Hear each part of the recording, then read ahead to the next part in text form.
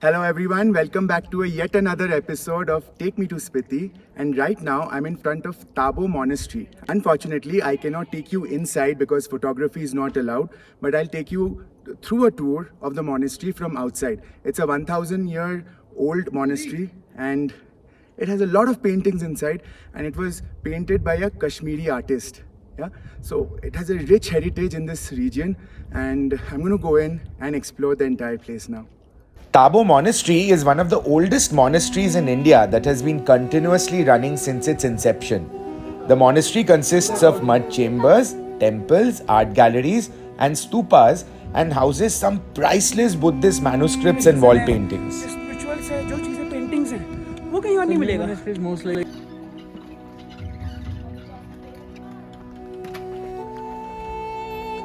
So right up there you can see the stupa. So all the functions and the pujas that happen, they happen there. Stupas आपको हर जगह मिलेंगे. ऐसे यहाँ पर ही stupas बनाए हुए हैं. जो जिस रूट से भी आप आए नहीं वहाँ भी स्तूपास बने हुए हैं प्रॉपर, है ना. तो कहते हैं कि स्टोरीज मतलब कि स्तूपास में पुराने टाइम में जो अवशेष होते थे, जो पूर्वज होते थे, उनको सिक्योर करके या उनके अवशेष रखा करते थे. The sweet aroma of the mud chambers and the puja samagri immediately brought that tranquility in the mind.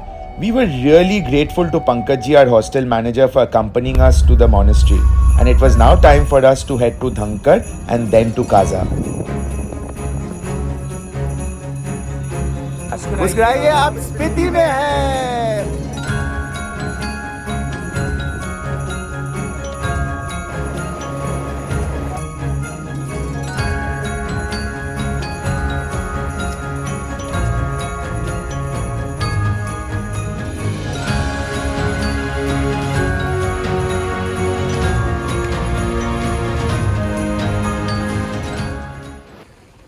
Okay, alright, so we have reached Dhankar.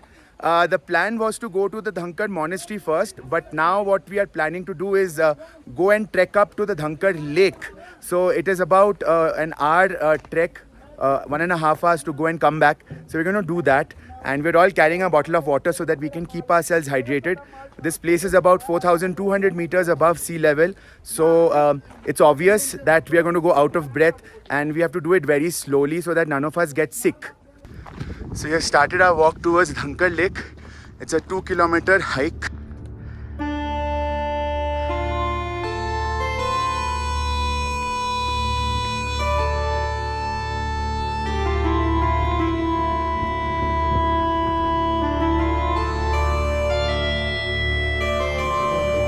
At this altitude, do not forget to bring some camphor.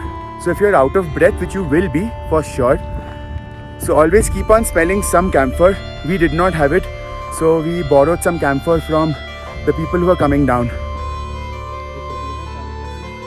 You know, we have to cover 2 kilometers. We have barely covered 500 meters uphill. The oxygen level is so low, it's getting very, very difficult to walk up. According to the legends, Lord Shiva had visited the place where Dhankar Lake is now situated, while he was out in search of Lord Vishnu. During this time, Nandi, in order to quench his thirst, drank some water from that particular location, and Lord Shiva decided to build a whole lake in that place. And now it is known as the Dhankar Lake. Another story says that it was Lord Indra who had created this lake by throwing his axe on this dry and barren land. So the lake is this way. It's very important that we keep ourselves fit. Do a little bit of exercise every day, and I think it's possible. It's not a big deal. Of course, you need to listen to your own body and trek. This is not a very difficult trek, but the only thing is that it's at a very high altitude. So far, it's great. I feel great. Let's see what lies ahead. Okay, there comes Sahil. As you can see, the terrain is completely rugged. We are just a little more than halfway up. We still have a lot of road to cover, and hardly there's any vegetation up there. Small grasses that I can see.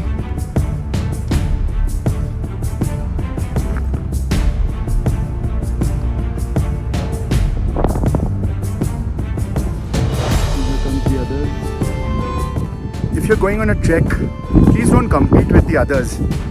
There could be someone who's ahead of you and there could be someone who's behind you.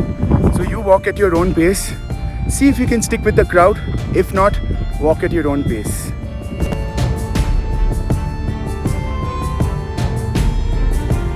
Look at how the terrain is changing colors. We have climbed up almost 1,000 feet and you can see splashes of brown, muddy yellow, green and blue.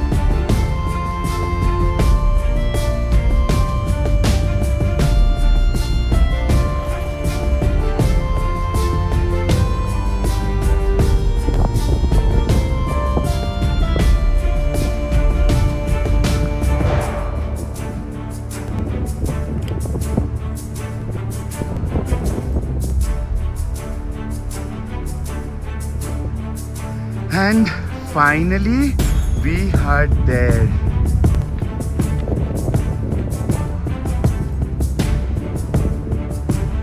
As we were approaching the lake, there appeared a signboard with the following warning. Polluting the lake and its environment will lead to God's wrath. Don't invite the wrath of gods. There are places on this planet where the physical and spiritual realms come very close. Dhankar Lake is one such location. So I'm just sitting here right beside the lake. It's stunning. There's some aura about this lake which you can only feel. You can just sit here and meditate and go deep within. There's so much of peace. There's so much of depth in this moment. So it just brings you back to the present moment, right here, right now. All the tiredness that I had because of the hike, it's all gone, magically gone.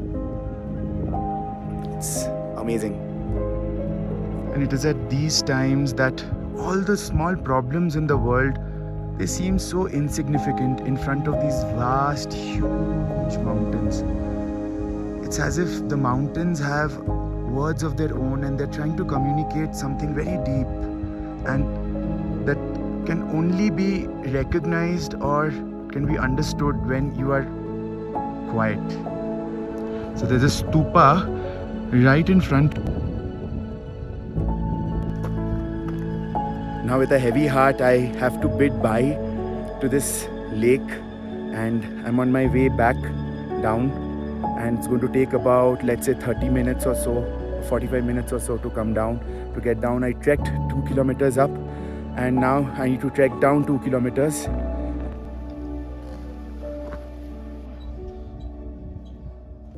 So far ahead, you can see the new monastery, and up there it's the old monastery.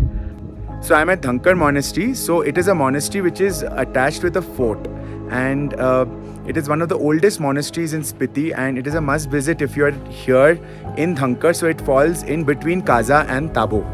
I have Vatsal and Saurav with me. So Vatsal and Saurav, how did you find Tabo, and then how did you find Dhankar? Unreal, actually, to be honest. Unreal. It's amazing. The Tabo Monastery, it's something, it's worth witnessing. Absolutely. It's a once in a lifetime thing.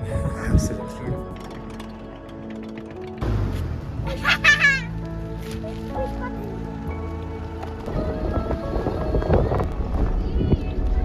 Okay, so we have reached Kaza and I'm very hungry, so I just checked into the hotel and I came out to the market. Our hotel is surprisingly very, very close to the market, and I am here at Spiti Cafe, which is one of the most famous cafes here, and I'm going to try out their local delicacies. So Sahil is having something called Thentuk. It's a local dish. I'm having something called butter tea. It's a little salty. Okay, it has a distinct flavor of butter and a little salt. It's okay. Yeah. This chocolate brownie, and this is a local delicacy again. It's called a shapale. I was not really fond of the butter tea. Yes. So how was your experience in Spiti? Very nice. It's the best experience. It's my first time here. My second time in Indian. Okay, I love Indian people, and we will come back when we left. We spent a lovely evening at Kaza with music, good food and friends. I even tried to do some local shopping and bought some real cool stuff from the market. Do join me in the next video where I take you on a tour around Kaza.